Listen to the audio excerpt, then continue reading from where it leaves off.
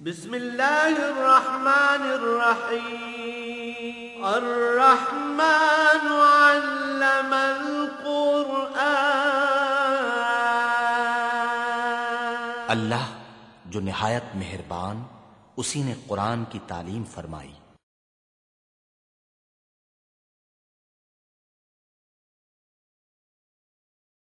الحمد للہ رب العالمین والصلاة والسلام علی حبیبہ محمد وآلہ وصحبہ اجمعین۔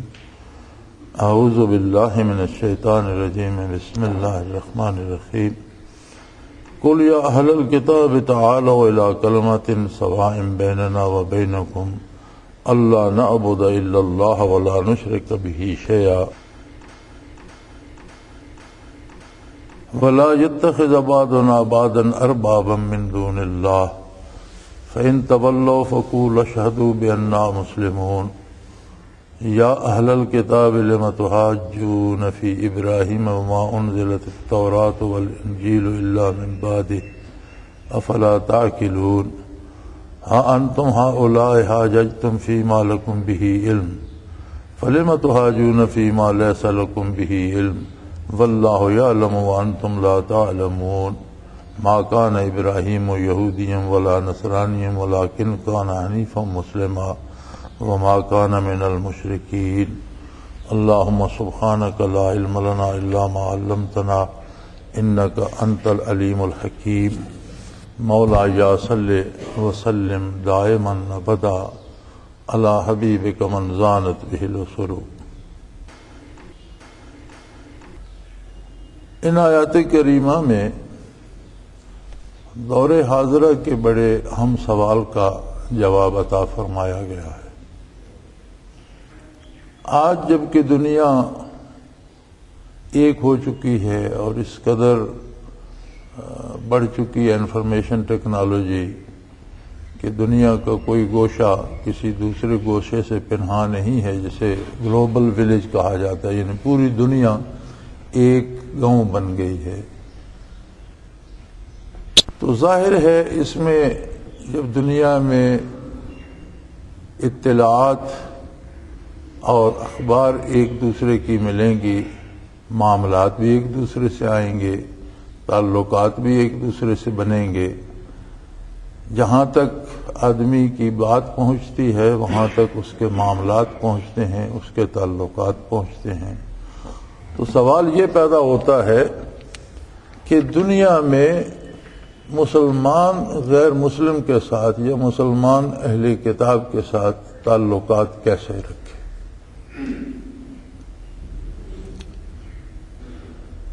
یہاں بالتفصیل اسی سوال کا جواب دیا گیا ہے، اور ارشاد ہوتا ہے نبی کریم صلی اللہ علیہ وآلہ وسلم کو خطاب فرماتے ہوئے کہ آپ فرما دیجئے اہل کتاب سے، کفار میں سر فہرست تو اہل کتاب ہیں جن پر کتاب نازل ہوئی، جن میں دو بڑے گروہ یہود اور نصارہ ہیں، تو فرمایا ان سے فرمائیے تعالوا الی کلمۃ سواء بیننا و بینکم، کہ تم بھی اہل کتاب ہو اور ہمارے پاس بھی اللہ کی کتاب ہے۔ تو جتنی کتابیں نازل ہوئیں، جتنے انبیاء اور رسل مبعوث ہوئے، جس قدر طویل سلسلہ انبیاء کا ہے، حضرت آدم علیہ نبینا علیہ الصلوۃ والسلام سے لے کر حضور آقا نامدار تک، اللہ کے ان تمام مخلص مقرب نیک بندوں نے توحید باری کی طرف دعوت دی، اور جتنی کتابیں نازل ہوئیں سب کا بنیادی جو دعویٰ تھا اور دعوت تھی وہ اللہ کی توحید کی طرف تھی۔ تو فرمایا جو بنیادی بات جس پہ ہم اور آپ متفق ہیں، یعنی اختلاف اگر ہے تو یہود نے حضور کی نبوت کو قبول نہ کیا، عیسیٰ علیہ السلام کی نبوت کو قبول کرنے سے انکار کر دیا، لیکن موسیٰ علیہ السلام کو تو نبی مانتے ہیں۔ اسی طرح عیسائیوں نے عیسیٰ علیہ السلام کو تو مانا، اگر حضور نبی کریم صلی اللہ علیہ وسلم کی عظمت کا اقرار نہیں کرتے تو وہ کتاب جو عیسیٰ علیہ السلام پر نازل ہوئی اسے مانتے ہیں۔ یہود جو موسیٰ علیہ السلام پر نازل ہوئی تورات کو مانتے ہیں۔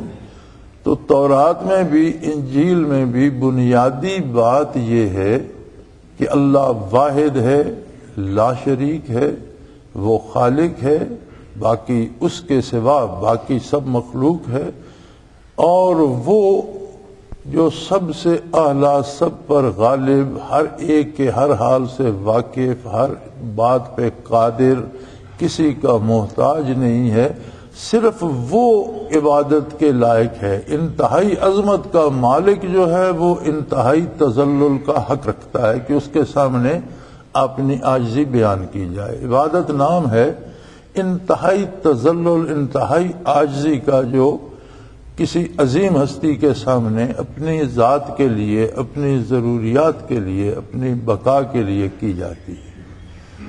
تو عبادت کا مستحق وہی ہے جو سب سے اعلیٰ، سب کے حال سے واقف، سب کی ضرورتیں پوری کرنے والا، اور اپنی ذات سے خود قادر ہے، کسی کا محتاج نہیں ہے، کسی کی مدد کی احتیاج نہیں رکھتا۔ تو فرمایا اہل کتاب ایک بات پہ اتفاق ہو سکتا ہے۔ تعلقات دو طرح کے ہیں، ایک تعلق ہے عمومی،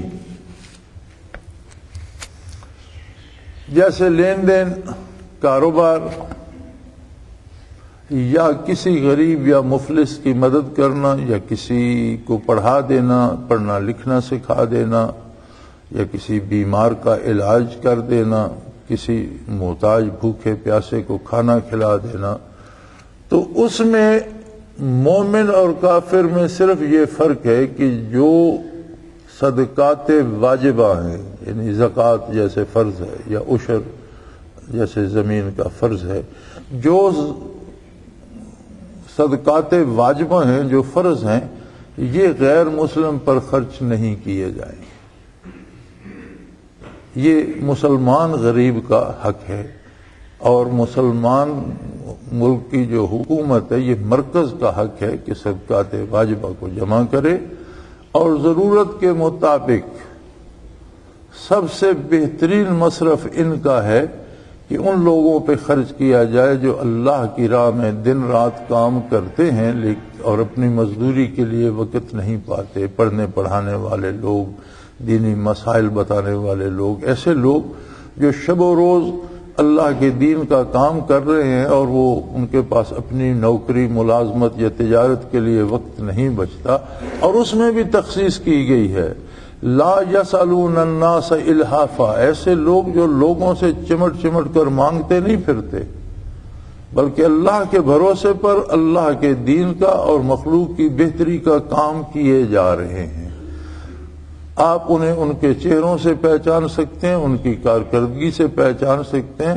اس میں وہ لوگ خارج ہو جاتے ہیں جو ہر اخبار میں اشتہار دیتے ہیں کہ چرمائے قربانی فلاں کو دیجئے، زکوٰۃ کے پیسے فلاں کو دیجئے، جس کو رسالہ بھیجتے ہیں اس کے ساتھ ایک منی آرڈر بھی ہوتا ہے جس پہ ان کا واپسی پتہ ہوتا ہے کہ زکوٰۃ، صدقات، قربانی ہمیں دیجئے۔ بے شک وہ دین کا کام کر رہے ہیں، لیکن قرآن نے انہیں اس سے خارج کر دیا ہے۔ ان کو دیں، لا یسألون الناس الحافا، جو چمٹ چمٹ کر لوگوں سے مانگتے نہیں پھرتے۔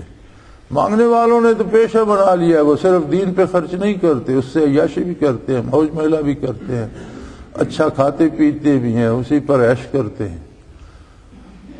تو قرآن نے اس کا سدباب کیا ہے۔ جو لوگ دین کا کام کرتے ہیں انہیں یہ نہیں چاہیے کہ وہ لوگوں پہ بوجھ ڈالیں، انہیں چاہیے، اصل حق یہ ہے کہ اپنی ہمت سے، اپنی محنت سے روزی پیدا کریں، رزق پیدا کریں، اور اسے دین پر خرچ کریں۔ اگر آپ اتنے مصروف ہیں کہ کام نہیں کر سکتے تو اللہ رازق ہے، اس پہ بھروسہ کریں، کام کیے جائیں، وہ آپ کی روزی کا انتظام کر دے گا۔ اور اس نے دوسرے مسلمانوں کو حکم دیا ہے جو صاحب حیثیت ہے، صاحب جائیداد ہیں، ان پر عشر اور زکوٰۃ واجب کر کے مرکز کو حکم دیا ہے کہ پہلے ان پر خرچ کیا جائے جو اللہ احسروا فی سبیل اللہ، جو اللہ کی راہ میں پابند ہو گئے ہیں، دین کا کام کر رہے ہیں، اور اپنے محنت مزدوری کے لیے ان کے پاس کوئی لمحہ بچتا نہیں کہ وہ کام کر کے لائیں، انہیں دیا جائے۔ اور اس پر بھی قید لگا دیا کہ یہ جو مانگنے والے ہیں، دن رات جو مانگ رہے ہیں، جو اشتہار دیتے ہیں، جو چندے کے سفیر بھیجتے ہیں، جو گھر گھر مانگتے پھرتے ہیں، وہ اس میں شامل نہیں ہے۔ الذین لا یسألون الناس الحافا، جو چمٹ چمٹ کر لوگوں سے مانگتے نہیں انہیں دیں۔ لیکن جو صدقات نافلہ ہیں، بعض اوقات آدمی اللہ کی رضا کے لیے ضرور خرچ کرتا ہے کہ مجھے اتنی آمدن ہوئی ہے، اس میں سے کچھ اللہ کی راہ میں دے دوں، میں نے پیٹ بھر کے کھایا، کسی غریب مسکین کا بھی پتہ کر لوں، کسی بیمار کا علاج کرا دوں۔ تو جو نفلی صدقات ہیں وہ مطلق انسان کے لیے ہیں، اس میں کافر مومن کی تمیز نہیں ہے۔ ایک کافر بیمار ہے تو آپ اس کا علاج کرائیں، اللہ کریم اجر دے گا۔ ایک کافر کا بچہ پڑھنا چاہتا ہے، آپ اسے پڑھائیں، اس کی مدد کریں، اسے علم ملے گا تو شاید اسے شعور بھی ملے اور ہو سکتا ہے ہدایت بھی مل جائے۔ تو یہ جتنے عمومی کام ہیں کہ کسی کا گھر گر گیا ہے اس کی مدد کی جائے، کوئی بیمار ہے اس کا علاج کرایا جائے، کسی کا بچہ پڑھتا ہے، کسی کے گھر میں کھانے کو نہیں ہے دیا جائے، تو یہ تعلق جو ہے اس کا بھی کوئی ممانعت نہیں ہے، یہ بالکل درست ہے۔ اور اگر آپ کافر کی مدد بھی کریں گے تو اللہ کریم اجر دے گا۔ ہاں، جو صدقات واجبہ ہیں، جو فرض صدقات ہیں، زکوٰۃ یا عشر وغیرہ، یہ صرف مسلمان حقداروں پہ خرچ ہوں گے۔ لین دین کرنا، کاروبار کرنا، تجارت کرنا، ملازمت کرنا، تو صحابہ کرام رضوان اللہ علیہم اجمعین نے یہود کے ساتھ لین دین کیا ہے، خود نبی کریم صلی اللہ علیہ وسلم نے کیا ہے، ادھار لیا ہے آپ نے یہود سے اور واپس کیا ہے، معروف واقعات ہیں۔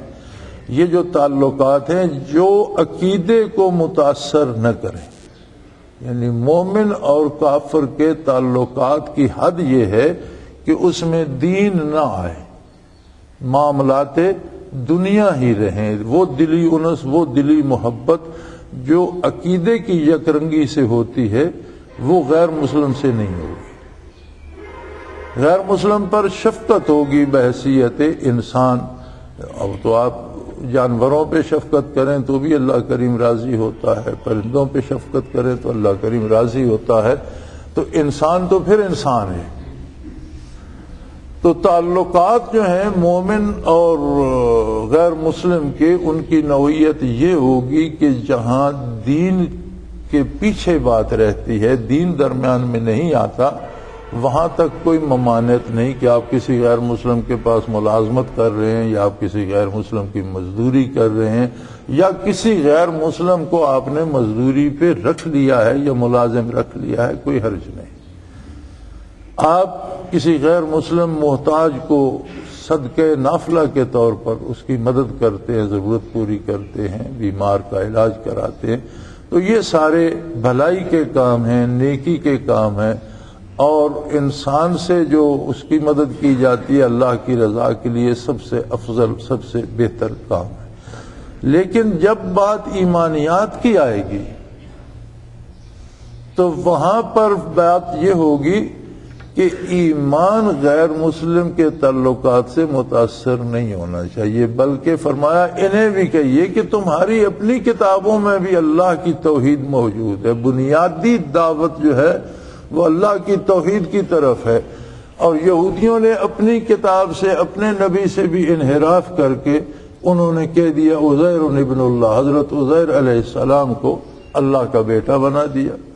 اسی طرح عیسائیوں نے بھی اپنی کتاب سے تجاوز کیا اور عیسیٰ علیہ السلام کو اللہ کا بیٹا بنا دیا۔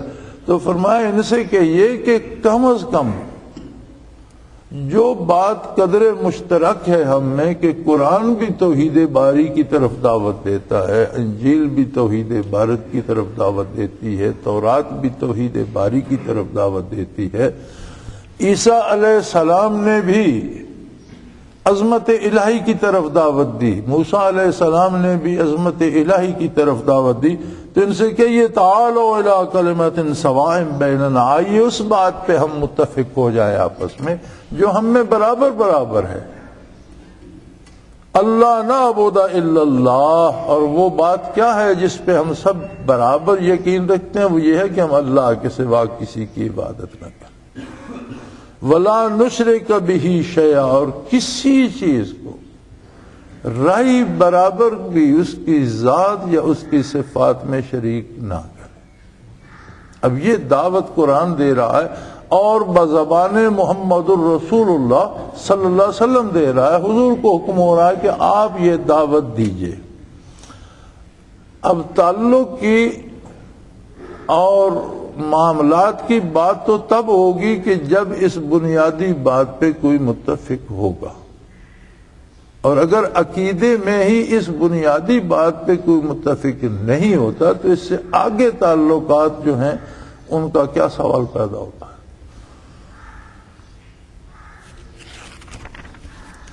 وَلَا يَتَّخِذَ بَعْضُنَا بَعْضًا أَرْبَابًا مِّن دُونِ اللَّهِ۔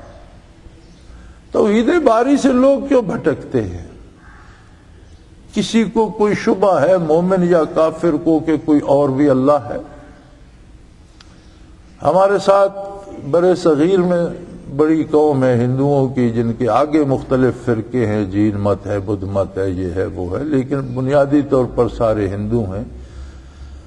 ہندوؤں کے ہاں بات بات پہ کوئی دیوی دیوتا نکل آتا ہے، یعنی قمیض میں بٹن ٹانکنا ہو تو بھی کسی دیوی دیوتا کا نام لیا جاتا ہے کہ یہ ٹانکا لگانے والا دیوتا ہے، اور یہ بٹن دینے والا دیوتا ہے، یہ اولاد دینے والا ہے، یہ میہ برسانے والا ہے، یہ خوشیاں دینے والا ہے، اور یہ قتل کرنے والا۔ عجیب بات ہے کہ جو بیماری آتی ہے اس کے لیے بھی دیوتا مقرر ہیں۔ کوئی قتل ہو جاتا ہے، کسی کے ساتھ ظلم ہوتا ہے تو وہ کالی ماں کے سر جاتا ہے، تو اس کی پوجا بھی ہوتی ہے۔ جو ظلم کرتی ہے، قتل کرتی ہے، اس کا بت ہی انہوں نے ایسا بنایا ہوا ہے کہ زبان ٹھوڑی تک لٹکی ہوئی ہے، سرخ زبان ہے، رنگ کالا ہے، ایک ہاتھ میں تلوار یا خنجر ہے، ایک ہاتھ میں کٹا ہوا سر ہے اس بت کے، اور وہ قتل و غارت گری کی دیوی ہے، پوجا اس کی بھی ہو رہی ہے۔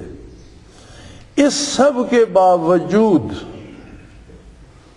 ان کو بھی ماننا پڑتا ہے کہ ایک سب سے بڑا دیوتا کوئی ہے، جسے مہادیو کا، جو سب دیوتاؤں کا بھی دیوتا ہے، سارے اس کے محتاج ہیں، سب اس کی عبادت کرتے۔ یعنی عقل انسانی مجبور ہو کر توحید باری پہ جا کے رکتی ہے۔ جب سوال پیدا ہوتا ہے نا کہ یہ دیوتا ہے، جس دیوتا کے پاس کس کی طاقت ہے، وہ کہتے ہیں اسے کسی نے دی ہے، اسے کسی نے پیدا کیا ہے، یہ پیدا ہوئے، یہ دنیا میں رہے، یہ مر گئے، رشی اور اوتار آئے اور چلے گئے، تو پھر کون ہے جو یہ سب کچھ کر رہا ہے، اور ان سب کو پاس کس کی طاقت ہے؟ تو چلتے چلتے آخر ایک ہستی ماننی پڑتی ہے جو کسی سے نہیں لیتی، خود اس میں طاقتیں موجود ہیں۔ یعنی اللہ کو ماننا پڑتا ہے، کسی بھی نام سے کوئی مانے، اگر نہیں مانے تو تسلسل لازم آتا ہے، اس کو کس نے دیا، اس نے، اس کو کس نے دیا، اس نے، یہ تو پھر قصہ ختم ہی نہیں ہوتا، چلتا جاتا ہے۔ آخر ایک سرے پہ ایک ہستی ایسی آ جاتی ہے جو کسی کی محتاج نہیں، کسی نے اس کو کچھ نہیں دیا، وہ خود سب کچھ سب کو دے رہی ہے۔ یہ عقل سے مجبور ہو کر ماننا پڑتا ہے، لیکن یہ تو اس کی عظمت کا کمال ہے کہ بغیر مانے چارہ نہیں۔ لیکن کیا یہ ماننا ایمان ہے؟ نہیں، ایمان ویسے ماننا ہے جیسے جو نبی اس نے مبعوث فرمایا وہ منوائے۔ یہ تھک کر ماننا جو ہے یہ ایمان نہیں ہے۔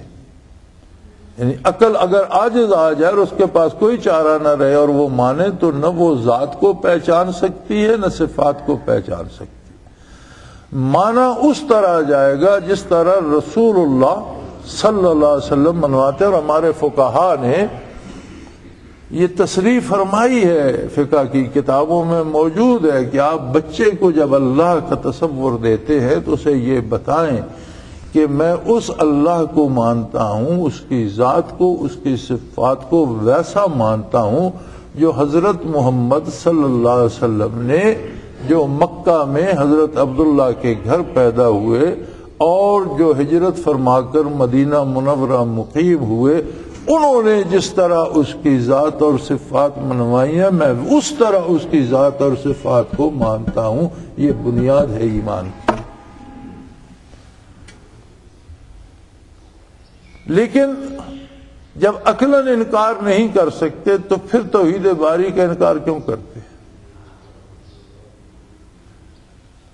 عقلاً تھک ہار کر رک جانا کہ کوئی ایسی ہستی ہے، یہ اور بات ہے، اور اس کو پہچان لینا، اس کی معرفت حاصل کرنا، اس کو جان لینا، یہ دوسری بات ہے۔ لوگوں نے انبیاء کے علاوہ جس نے مانا اس کی عقل نے لاجواب ہو کر مانا۔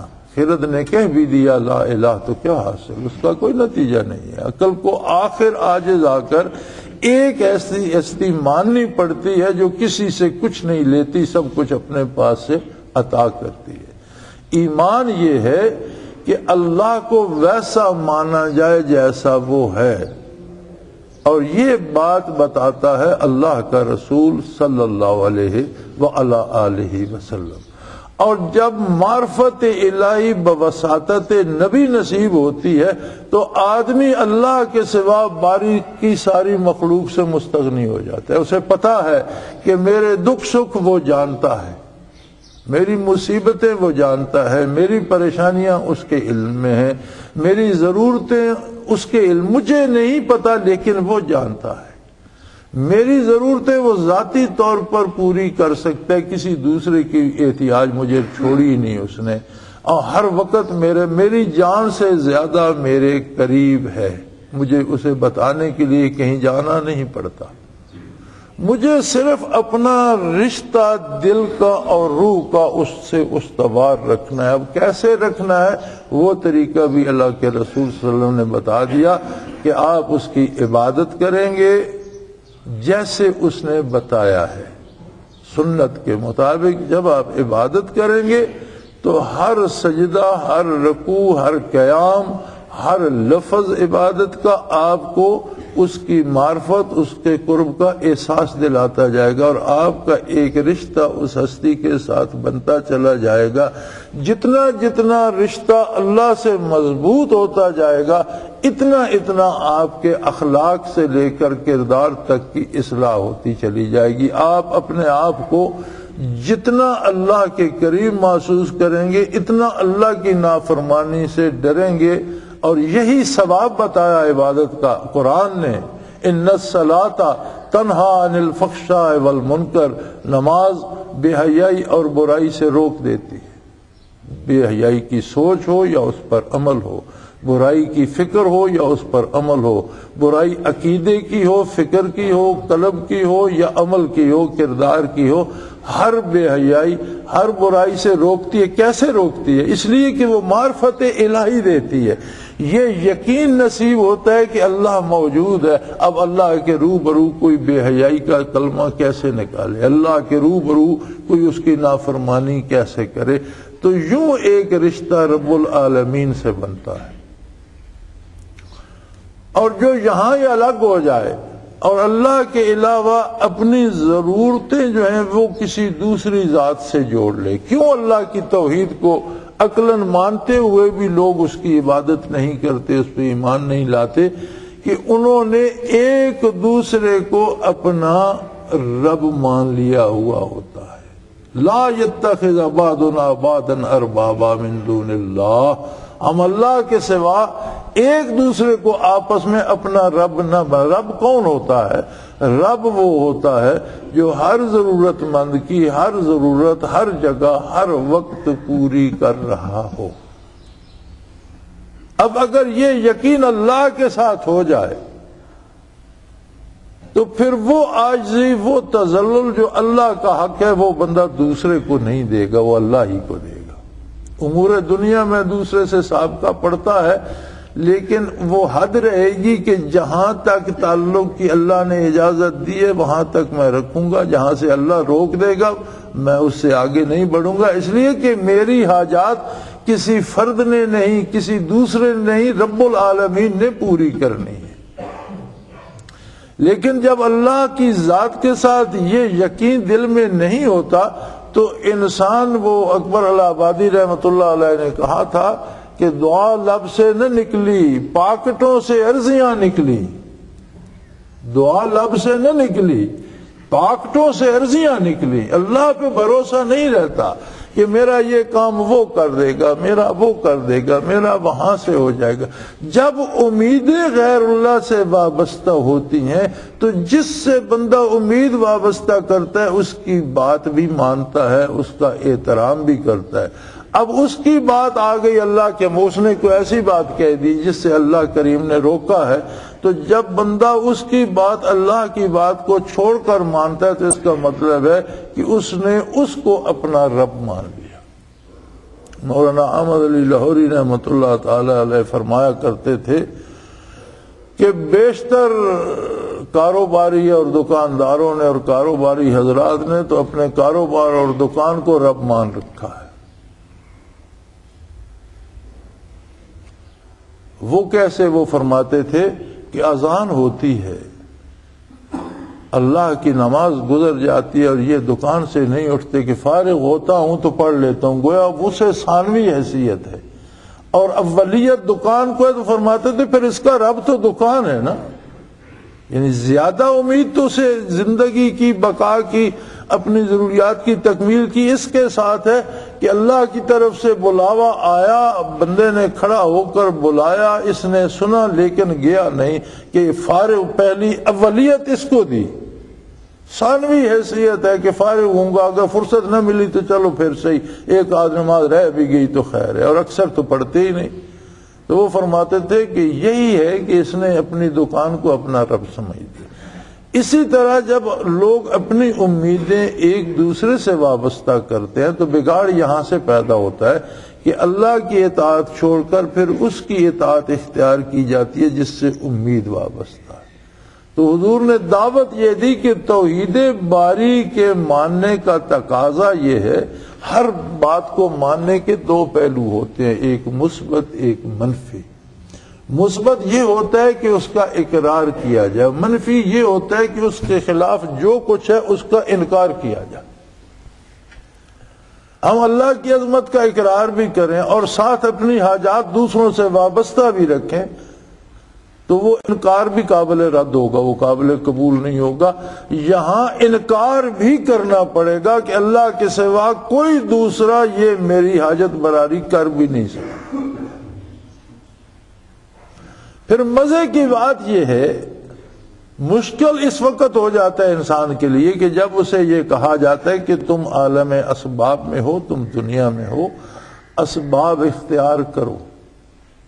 سیدنا فاروق رضی اللہ فرماتے تھے مزدوری کرو، مزدوری آسمان سے آٹے کی بوریاں نہیں برسیں گی، کام کرو، محنت کرو۔ رزق حلال کے لیے جو محنت کی جاتی ہے وہ اسی طرح فرض عین ہے جس طرح نماز، روزہ، حج، زکوٰۃ فرض عین ہے، اور اس کا اتنا ہی ثواب ہے جتنا کسی بھی فرض کی بجا آوری کا ثواب ہے۔ لہذا دنیا کے اسباب اختیار کرنا پڑیں گے، محنت کرنا پڑے گی، کوشش کرنا پڑے گی، اور ایمان یہ ہے کہ کوشش میں کمی نہ کرے لیکن نتائج کی امید اپنی محنت سے وابستہ نہ کرے، وہ امید اللہ سے وابستہ۔ تو یہاں آ کر معاملہ نازک ہو جاتا ہے۔ بندہ جب تھوڑی سی کاوش کرتا ہے تو اسے ناز اپنی کاوش پہ ہو جاتا ہے کہ یہ کام تو میری محنت سے ہو گیا۔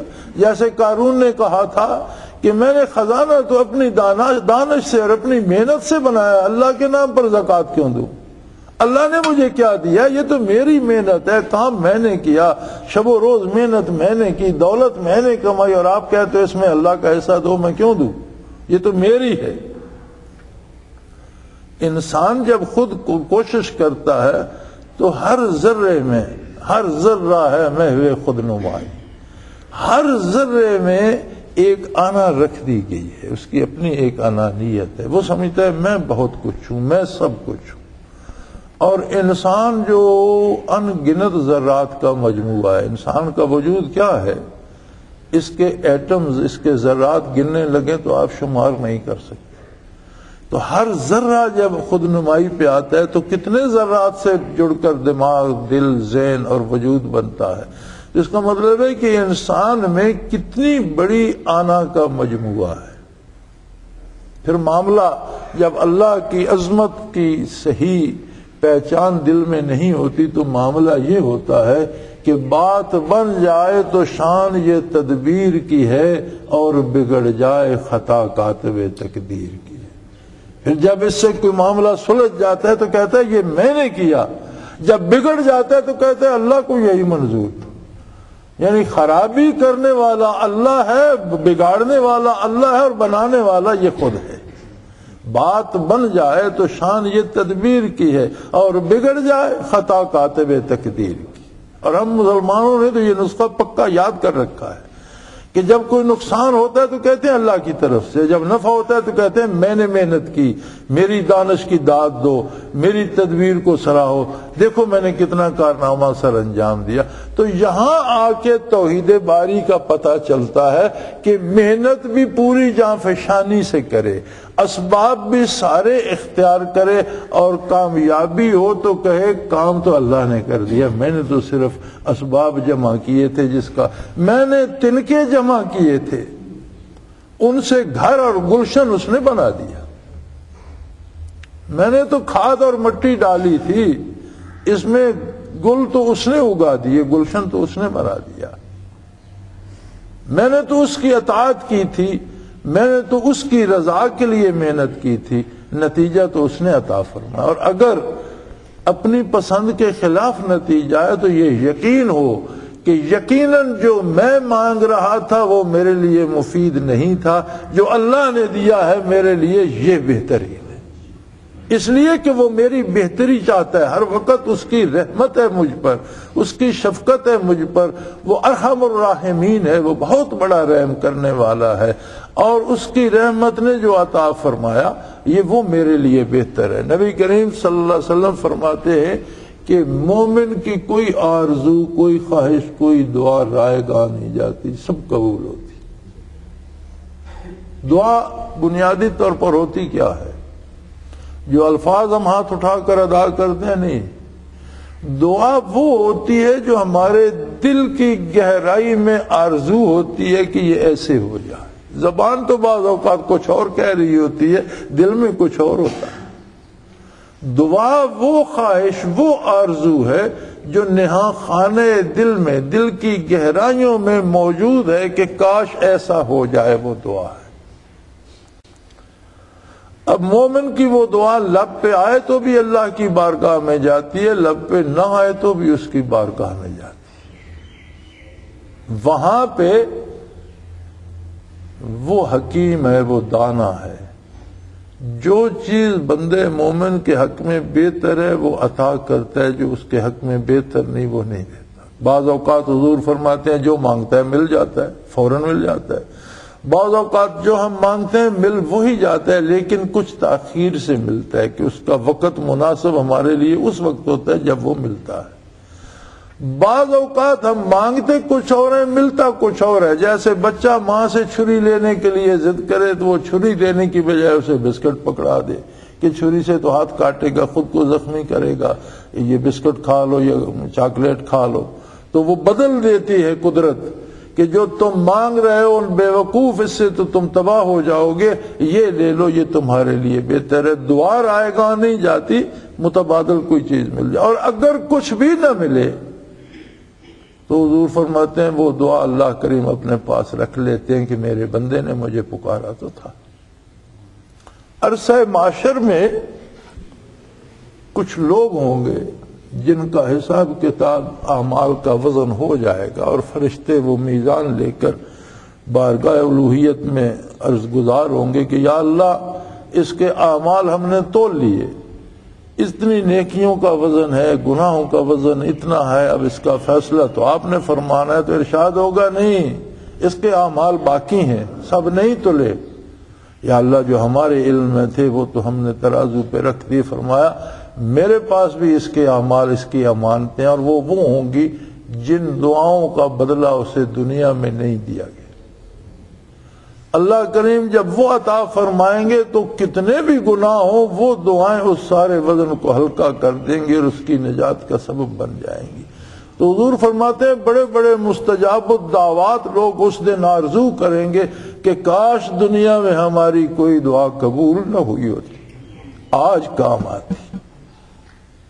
تو بندے مومن کی کوئی آرزو ضائع نہیں جاتی، لیکن ایمان جب کمزور پڑتا ہے یا ایمان ہاتھ سے چلا جاتا ہے تو دعویٰ بے شک اللہ کی ذات کے ہونے کا بندہ کرتا رہتا ہے، لیکن امیدیں غیر اللہ سے وابستہ کر لیتا ہے۔ کوئی دولت مندوں سے، کوئی صاحب اقتدار سے، کوئی کسی دوسرے سے، اور پھر کوئی فرضی طاقتیں بنا لیتے ہیں، لوگ ان سے وابستہ کر لیتے ہیں، یا ایک دوسرے کے ساتھ اپنی امیدیں وابستہ کر لیتے ہیں۔ تو فرمایا توحید باری سے گمراہ ہونے کا سبب یہ بنتا ہے جب ہم لا یتخذ بعضنا بعضا اربابا، ہم ایک دوسرے کو اپنا حاجت روا، اپنا پروردگار، اپنی ضرورتیں پوری کرنے والا نہ مانیں۔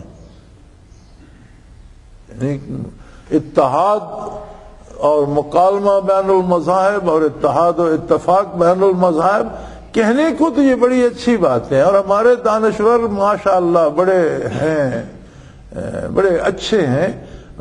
میں نے اللہ معاف فرمائے ایسے لوگ بھی دیکھے ہیں دانشور کہ شراب کے خلاف کالم لکھا جا رہا ہے، اس کی برائیاں لکھی جا رہی ہیں، لیکن میز پر اسی وقت شراب کا گلاس بھرا ہوا پڑا ہے اور لکھنے والا شراب پی بھی رہا ہے اور شراب کے خلاف لکھ بھی رہا ہے۔ ہمارے دانشوروں کا عالم یہ ہے کہ جب یہ بات کرتے ہیں مکالمہ بین المذاہب اور اتحاد بین المذاہب کی، تو ان کے گھر میں اتحاد نہیں ہوتا، ان کا بچوں کے ساتھ اتحاد نہیں ہوتا، اپنے بھائیوں کے ساتھ اتحاد نہیں ہوتا، میاں بیوی میں اتحاد نہیں ہوتا، لوگوں کو درس اتحاد دیتے ہیں اور بین المذاہب اتحاد کی بات کرتے ہیں۔ اس لیے یہ سارے کھوکھلے نعرے ہوتے ہیں۔ حقوق النسواں کا بل پاس کر دو، بل پاس کرنے سے حقوق النسواں مل جائیں گے۔ کروڑوں لوگ جن کی بیٹیاں اور بیویاں بھٹوں پہ اینٹیں بنا رہی ہیں سارا دن، حقوق النسواں نے ان کو کیا دیا؟ ان کی جگہ اینٹیں بنوائے گا، انہیں اجرت دے گا، انہیں پیسے دے گا۔ یہ روز جو آبرو ریزی ہوتی ہے اور لوگ اٹھا کر لے جاتے ہیں، حقوق النسواں بل آڑے کیوں نہیں آتا؟ جس قوم کا ایمان بھی ہو اور جو قوم لا الہ الا اللہ محمد الرسول اللہ پڑھتی بھی ہو اور جس کے پاس اللہ کی کتاب موجود ہو، اسے عمل کرنے کے لیے کسی بل کی ضرورت پیش نہیں آتی، کوئی کالم لکھنے کی ضرورت پیش نہیں آتی، عمل کرنے کے لیے دانش بکھیرنے کی ضرورت پیش نہیں آتی۔ کتاب اللہ ہاتھ میں ہو، سنت رسول اللہ سامنے ہو اور میدان عمل ہو، بندہ مومن کو کسی بل کی ضرورت پہ۔ کون سا بل پیش ہوا تھا مدینہ منورہ کی اسمبلی میں؟ کون سا بل پیش ہوا تھا خلافت راشدہ کی شورا میں؟ سب کچھ طے ہو چکا۔ الیوم اکملت لکم دینکم واتممت علیکم نعمتی ورضیت لکم الاسلام دینا۔ جہاں اس میں خوشخبری ہے وہاں تنبیہ بھی ہے کہ اتممت علیکم نعمتی، میں نے ساری نعمتیں تم پر مکمل کر دی۔ اب اس کا مطلب یہ ہے کہ جب دین سے باہر نکلو گے تو نعمتیں دین میں رہ جائیں گی، تم اکیلے ہو جاؤ۔ وہ بل بناؤ یا اسمبلی بناؤ یا حکمران کریں، جب بھی دین سے باہر قدم رکھو گے، یہ کہنا جی ہر قانون قرآن کے مطابق بنے گا، تو کیا قرآن خود قانون نہیں ہے؟ جب قرآن خود قانون ہے تو قرآن کے مطابق کون سا قانون بنے گا؟ قرآن بائی اٹ سیلف از اے لا بک۔ سب سے بڑی لیجسلیشن تو خود قرآن میں موجود ہے، اور آپ کیا کریں گے اس میں؟ قرآن کو سمجھنا نہیں، قرآن کو پڑھنا نہیں، قرآن کو ماننا نہیں، قرآن کے مطابق بل بنانا ہے۔ وہ کمال ہے، یہ ہماری سمجھ میں تو نہیں آتی بات۔ قرآن نے اس جھمیلے کو بڑی آسانی سے حل فرمایا ہے۔ اگر آپ ہم آہنگی چاہتے ہیں اور اتحاد بین المذاہب چاہتے ہیں تو سب سے پہلے تو ان مذاہب سے بات کیجئے جن کے پاس کتاب موجود ہے، انہیں کہیے کہ آؤ اس ایک نقطے پہ متحد ہو جائیں جو ساری کتابوں میں ہے، اللہ نعبد الا اللہ، کہ ہم اللہ کے سوا کسی کی عبادت نہ کریں۔ اور اگر وہ اس پہ نہیں آتے، وہ کہتے ہیں نہیں جی ہمارا خدا تو عیسیٰ علیہ السلام ہے، یسوع مسیح ہمارا رب ہے، ہمارا خدا عزیر علیہ السلام ہے، تو پھر آگے آپ کا اتحاد کہاں چلے گا؟ یعنی جو بنیادی بات ہے اس پہ نہیں ہوگا۔ یہ بنیادی بات کیوں نہیں ہوتی؟ کیوں لوگ توحید باری پہ متفق نہیں ہوتے؟ اس لیے کہ اللہ کی عظمت سے آشنا نہیں ہے، اپنی امیدیں دوسروں سے وابستہ کر لیتے ہیں، جس سے امید وابستہ کی جاتی ہے اس کی اطاعت کرنی پڑ جاتی ہے، اس سے بندہ اس کی بات سے انکار نہیں کر سکتا۔ تو فرمایا لا یتخذ بعضنا بعضا اربابا من دون اللہ، اللہ کو چھوڑ کر ایک دوسرے کو اپنا حاجت روا سمجھنا چھوڑ دیں تو اس بات صاف ہو جاتی ہے۔ فَإِن تَوَلَّوْا، بھئی بات نہ مانے اگر تو پھر کیا کرے؟ بار الہ اپنے کلیہ تو بتا دیا، تیرے حبیب صلی اللہ علیہ وسلم نے بتا دیا، خود حضور صلی اللہ علیہ وسلم کو فرمایا جا رہا ہے کہ آپ کہہ دیجئے۔ اور اگر اہل کتاب آپ کی یہ بنیادی بات تسلیم نہیں کرتے تو آپ انہیں پھر یہ فرمائیے کہ پھر گواہ رہنا ہم تو اللہ کو اور اللہ کے حکم کو قبول کرتے ہیں، ہم تو توحید پہ قائم، تم بھی گواہ رہنا کہ تم میں اور ہم میں مانگی کیوں نہیں ہو سکی، تم میں اور ہم میں اطاعت کیوں نہیں ہوتا، ہم اور تم اکٹھے کیوں نہیں ہوتے؟ اس لیے کہ تم ارباب من دون اللہ کے قائل ہو اور ہم توحید باری کے قائل ہیں۔ یہ بات قیامت کو تم بھی بتانا۔ اور اگر اللہ کو چھوڑ کر، دین کو چھوڑ کر، دامن مصطفی کو چھوڑ کر آپ اتحاد چاہتے ہیں تو یہ اتحاد نہیں، یہ گمراہی ہے۔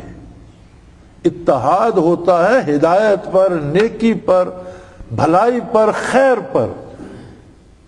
اگر 10 بندے ڈاکہ مارنے پہ متحد ہو جائیں تو اسے اتحاد اور اتفاق نہیں کہتے، وہ برائی پہ جمع ہوئے ہیں، وہ برائی ہے، وہ سوچ بھی برائی ہے، عمل بھی برائی ہے، اسے اتحاد اور اتفاق کا نام نہیں دیا جاتا۔ ہوتے تو ڈاکو بھی متفق کی ہیں، ہوتے تو یہ لوگ بھی آپس میں اتفاق اور متفق کی ہیں، جو لوگ روز بندوقیں لے کر مساجد میں بھی گولیاں برسا رہے ہیں، بازاروں میں بھی بم بلاسٹ کر رہے ہیں، بے گناہ معصوم شہریوں کو قتل کیا جا رہا ہے۔ اختلاف حکومت سے ہے یا اختلاف کسی باہر کی حکومت سے یا اپنی سے، تو اس کا یہ کون سا طریقہ ہے کہ ان بندوں کو جنہیں حکومت کے ہجے بھی نہیں آتے کہ لفظ حکومت لکھ کس طرح جاتا ہے، انہیں مار دو۔